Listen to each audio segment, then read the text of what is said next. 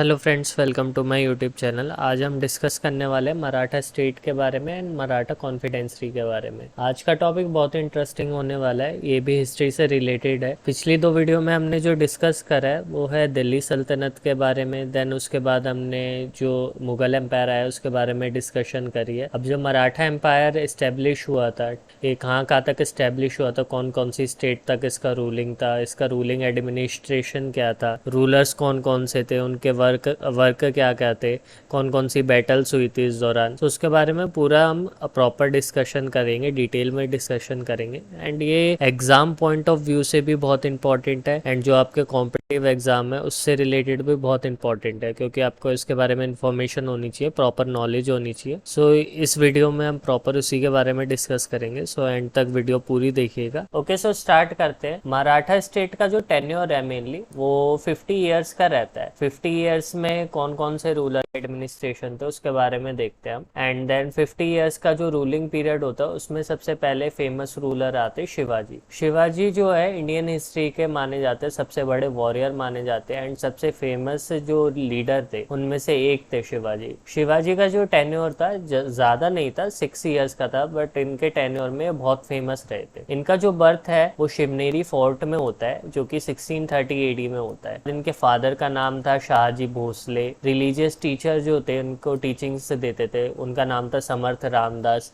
Mother का नाम था जीजा भाई। सो शिवाजी के जो दादाजी थे, जो मेनली इनके गार्जियन थे, दादाजी कोंडादेव, इनकी डेथ के बाद जो होता है फुल जागीर जो होता है वो शिवाजी के पास आ जाती है। देन जब शिवाजी के पास फुल जागीर आ जाती है तो 6 ईयर्स के एडमिनिस्ट्रेशन में उनकी पावर बहुत जल्दी एक्सपेंड हो जाती है। साउथ के एरिया में उनकी मेनली बहुत जल्दी एक्सपेंड हो जाती है पावर, महाराष्ट्र वगैरह के एरिया के साइड। देन उनके जो एनिमी है वो भी बढ़ते रहते हैं। सो मेनली जो भी एम्पायर थे उस टाइम के वो चाहते थे कि शिवाजी को जल्द से जल्द मारा जाए। उनमें से औरंगजेब एक था जो कि बहुत ज्यादा फेनेटिक था। हमने पिछली वीडियो में भी पढ़ा है मुगल पीरियड एम्पायर के बारे में, जिसमें पढ़ा है उसमें सबसे लास्ट रूलर था वो औरंगजेब था। सो औरंगजेब ने बहुत से ऐसे गवर्नर अपॉइंट करे थे ताकि वो शिवाजी का या तो पावर डाउन कर सके या उन्हें किल कर सके। सो उनमें से एक था Afzal Khan. Afzal Khan was deputed by Adil Shah to punish Shivaji, but later Afzal Khan was killed by Shivaji in 1650। So Afzal Khan जो है आदिल शाह ने उसे मेनली अपॉइंट किया होता है शिवाजी को मारने के लिए, बट लेटर क्या होता है अफजल खान को शिवाजी ही मार देते हैं 1659 में। देन शाइस्ता खान है। शाइस्ता खान जो है औरंगजेब ने से अपॉइंट करा होता है to kill and put down the rising power of Shivaji in 1660। Shivaji lost Poona and suffer several defeat till he made a bold attack on Shaista Khan in 1663। Shivaji को इस दौरान बहुत सी जो बैटल्स थी उन्होंने हारी भी थी, वो डिफीट भी हुए थे, बट लास्ट में 1663 में शाइस्ता खान पे वो एक बोल्ड अटैक करते जिसमें शाइस्ता खान को भी वो मार देते। देन सूरत को प्लंडर कर देते हैं एंड अहमदनगर को भी पूरा वो तबाह कर देते शिवाजी। देन उसके बाद in 1674 Shivaji coronated at capital Raigad and assume the title of Hindava Dharmodharak. 1674 AD में इन्हें एक टाइटल दिया जाता है, जैसे हमने पहले भी रूलर पढ़े, पिछले जो भी हिस्ट्री में हम जितने भी एम्पायर के बारे में पढ़ेंगे ना तो उनका एक टाइटल जरूर होता है। औरंगजेब का आलमगीर था, अकबर का जलालुद्दीन, मोहम्मद अकबर बादशाह था। देन बहुत सारे रूलर है, उनके अलग अलग टाइटल थे। सो शिवाजी का भी अपना एक टाइटल था, वो था हिंदावा धर्मोधारक, जिसका मेनली मीनिंग होता है प्रोटेक्टर ऑफ हिंदुइज्म। देन और रूलर थे Raja Jai Singh of Amber, then appointed by Aurangzeb to put down Shivaji in 1665। Aurangzeb mainly कैसे भी करके शिवाजी की जो पावर है वो डाउन करना चाहता था या उन्हें जान से मारना चाहता था। पहले उसने शाइस्ता खान को अपॉइंट करा, उससे पहले जो अफजल खान को अपॉइंट करा भी इसका रिलेटिव था। देन उसके बाद राजा जय सिंह उसे अपॉइंट करता औरंगजेब 1665 में ताकि वो शिवाजी की पावर को डाउन कर सके। Jai Singh succeeded in besieging Shivaji in the fort of Purandar. अब मेनली क्या करता है, ये मेनली ना इनका अपॉइंटमेंट फिक्स करवाता है, बट धोखे से शिवाजी को ये कब्जे में कर लेता है और जेल में डाल देता है जो औरंगजेब होता है राजा जय सिंह की मदद से। मेनली जो है शिवाजी है वो एस्केप कर जाते हैं वहाँ से और बच निकलते हैं। देन राजा सिंह से भी उनकी बैटल होती है।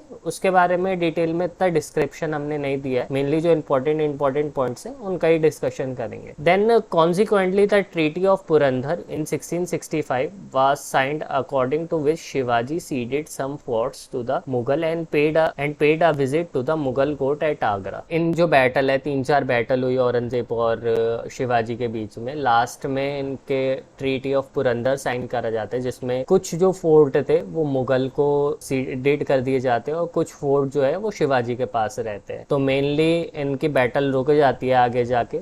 Then after that Shivaji continued the struggle with Mughals and Siddis. He conquered Karnataka during 1677 to 1680. So mainly इनके जो लड़ाई है वो आगे बढ़ती रहती है, वो स्ट्रगल चालू रहता है। देन एक टाइम आता है वो कर्नाटका को भी कॉन्क्वेस्ट कर लेते हैं शिवाजी। साउथ की साइड का उनका मेनली एरिया साउथ की साइड पर, उनका जो एम्पायर था बहुत पावरफुल था शिवाजी का। सो मेनली औरंगजेब उसी को डाउन करना चाहता था। एंड जो भी है, इसके बाद शिवाजी जो है उनकी भी इलनेस की से डेथ हो जाती है। देन उन शिवाजी का एडमिनिस्ट्रेशन ओवर हो जाता है। ओके, अब हम शिवाजी एडमिनिस्ट्रेशन का थोड़ा डिस्क्लोजर ले लेते हैं। ये कुछ इंपॉर्टेंट पॉइंट्स हैं, इन्हें पूरा प्रॉपर रीड करेंगे। फर्स्ट पॉइंट है यहाँ पर, Shivaji divided his territory into 3 provinces under his rule swaraj. So उनके रूलिंग पीरियड में जो प्रोविंसेस होती थी, टेरिटरी होती थी, उसे 3 प्रोविंसेस में बांटा गया था। एंड प्रोविंसेस को फर्दर डिवाइड करा गया था प्रांत्स में, एंड प्रांत्स को सब डिवाइडेड करा गया था तरफ्स और प्रांगस में। सो मेनली जैसे कि एक स्टेट है, मान लो प्रोविंस एक स्टेट है, स्टेट को फिर सब डिवाइडेड कर रखा है प्रांत्स में, एंड देन प्रांत्स जो है सब डिवाइडेड उन्हें कर रखा है प्रांगस में। सो ऐसे उन्होंने मेनली अपने टेरिटरी को बांट रखा था। और जो टेरिटरी थी, जैसे टेरिटरी को 3 प्रोविंस में बांट रखा है, तो 3 प्रोविंस के अलग अलग रूलर होते थे। देन उसके नीचे अंडर काम करने वाले होते थे प्रांत्स के अंदर। देन प्रांगस के अंदर अलग काम करने वाले अलग एडमिनिस्ट्रेशन होता था। सो शिवाजी के जो 8 मिनिस्टर थे, अष्टप्रधान के बारे में यहाँ बात करेंगे। जैसे हमने पहले मुगल हिस्ट्री के बारे में भी पढ़ा, उसमें अकबर के 9 रत्न थे। सो ऐसी शिवाजी महाराज की ये 8 मिनिस्टर थे जिनके अलग अलग वर्क थे। सो पहला जो है वो था पेशवा, जो कि मुखिया प्रधान हुआ करता था, जो कि इंग्लिश में अगर हम बोले तो फाइनेंस एंड जनरल एडमिनिस्ट्रेशन होता था। देन आता था मजूमदार, जिसे हिंदी में अमत्या भी कहते हैं, जो कि रेवेन्यू और फाइनेंस मिनिस्टर हुआ करता था। देन वेगनाविस, जो कि मंत्री हुआ करता था, होम मिनिस्टर। देन उसके बाद दाबिर आता है। दाबिर उनके 4th मिनिस्टर है, जिन्हें हिंदी में सुमंत कहा जाता है, जो कि फॉरेन मिनिस्टर होते हैं। देन उसके बाद सुरनाविस, जिसे हिंदी में सचिव कहा जाता है, जिनका वर्क होता है head of royal correspondence. Then Pandit Rao, जिन्हें हिंदी में सदा के नाम से जाना जाता है, जिनका वर्क होता है head of religious affair. Then सरायल नौबत, जिन्हें सेनापति कहा जाता है, जो कि मिलिट्री कमांडर होता है। देन न्यायाधीश आते हैं, जो जस्टिस का काम करते हैं मेनली। सो ये अष्टप्रधान है, 8 मिनिस्टर है अकबर के, जो इनके एडमिनिस्ट्रेशन में इनका बहुत हेल्प करते थे। देन इनका सब डिवाइडेड कर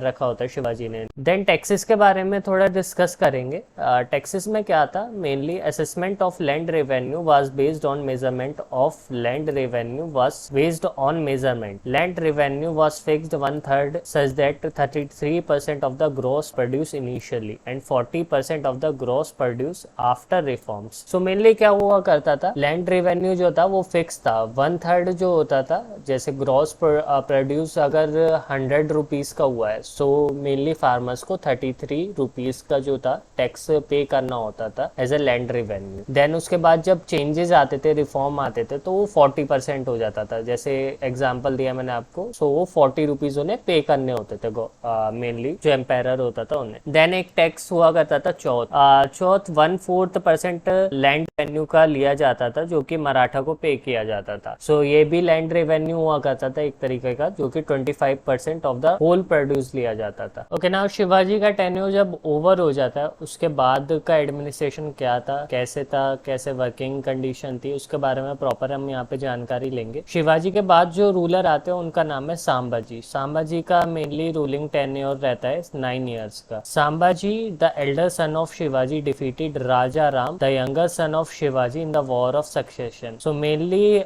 शिवाजी के जो 2 सन होते हैं, जिसमें से एल्डर सन जो होते हैं सांबाजी होते हैं, जो कि ज्यादा कैपेबल होते हैं यंगर सन से जो कि राजा राम होते हैं। Then he provided the protection and support to the Akbar second, the rebellious son of Aurangzeb. Aurangzeb का जो सन होता है अकबर सेकंड, उसे भी ये प्रोटेक्शन प्रोवाइड कराते हैं। जो ट्रीटी ऑफ पुरंदर पड़ा उसी के अंडर आता है, ये जो इनके ट्रीटी साइन होती है उसी के अंडर ये सारी चीजें आती हैं, तभी वो उसे प्रोटेक्शन प्रोवाइड करा रहे होते हैं। Then he was captured at Sangameshwar by Mughal noble and executive. So उसे संगमानेश्वर एक जगह है, वहां पर कैप्चर कर लेते हैं संभाजी को। देन वहां का मुगल के नोबल जो होते हैं उनमें से एक नोबल जो होता है उन्हें वहां पर मार देते हैं। देन उसके बाद जो रूलर आते हैं वो है राजा राम। राजा राम अभी हमने ऊपर पढ़ा, राजा राम जो है शिवाजी के छोटे बेटे होते हैं। इनकी डेथ के बाद राजा राम जो है संभाजी की डेथ के बाद उनका टेन्योर स्टार्ट होता है। 1689 में इनका टेन्योर स्टार्ट होता है जो कि 1700 तक रहता है। 11 ईयर्स तक इनका टेन्योर रहता है, जिसमें he succeeded the throne with the help of the ministers at Rajgad. Ministers की हेल्प से वहां पर ये इन्हें थ्रोन पर आया जाता है। He fled from Rajgad to Jinji in 1689 due to Mughal invasion in the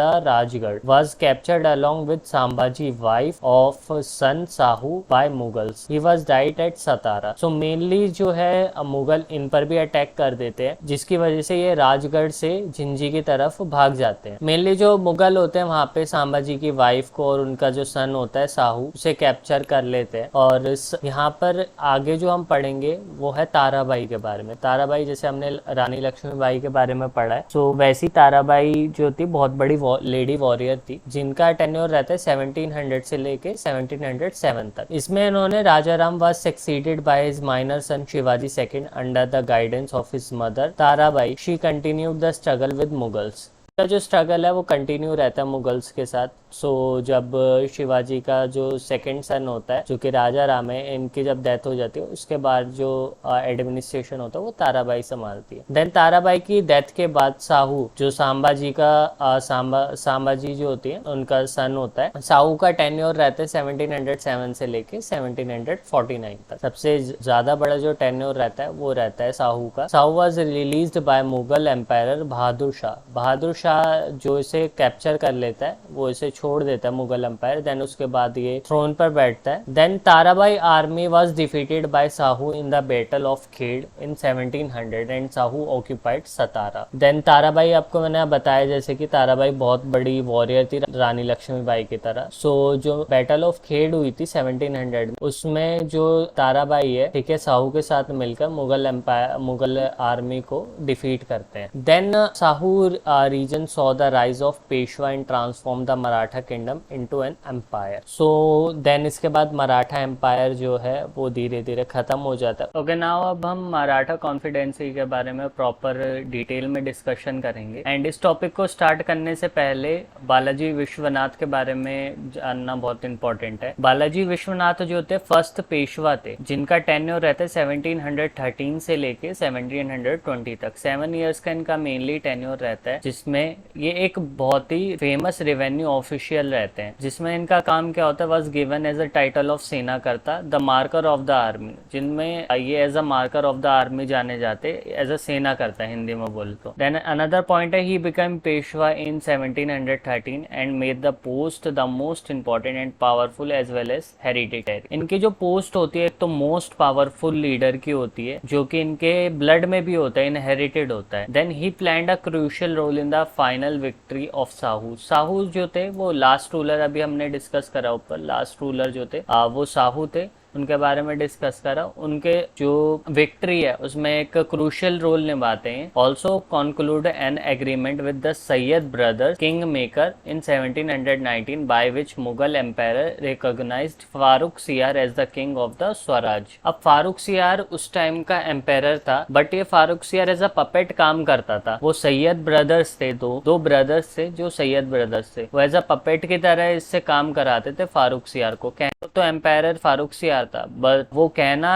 Sayyid brothers का मानता था। तो उनके साथ एक एग्रीमेंट हुआ था जिसमें फारुखसियार को एज अ किंग ऑफ स्वराज्य रिकॉग्नाइज किया गया था। देन अब हम स्टार्ट करते हैं मराठा कॉन्फिडेंसी के बारे में। इसका मेनली टेन्योर 1720 से लेके 1880 तक रहता है। मेनली 100 ईयर्स का टेन्योर रहता है पूरा इनका। इसके सबसे इंपॉर्टेंट रूलर, सबसे पावरफुल रूलर एंड सबसे फेमस रूलर के बारे में हम डिस्कस करेंगे, जो कि है बाजीराव। आपने एक मूवी भी देखी होगी जो रणवीर सिंह की बहुत ज्यादा फेमस है, बाजीराव, जिसकी वजह से वो इमर्ज हुआ था एज एन एक्टर। इनका मेनली टेन्योर रहता है 1720 से लेके 1740 तक। अब ये कुछ इंपॉर्टेंट पॉइंट्स है बाजीराव के बारे में जो हम प्रॉपर इसमें पूरा रीड करेंगे। फर्स्ट पॉइंट है इसमें, Bajirao the eldest son of Balaji Vishwanath succeeded him as a Peshwa at the young age of 20। अभी हमने बालाजी विश्वनाथ के बारे में पढ़ा। बालाजी विश्वनाथ के ही ये सबसे बड़े बेटे थे और अपनी यंग एज में 20 साल की उम्र में ये एज अ पेशवा उन्हें सक्सीड करते हैं बालाजी विश्वनाथ को। देन सेकेंड पॉइंट है, he was considered the greatest exponent of Guleria tactics after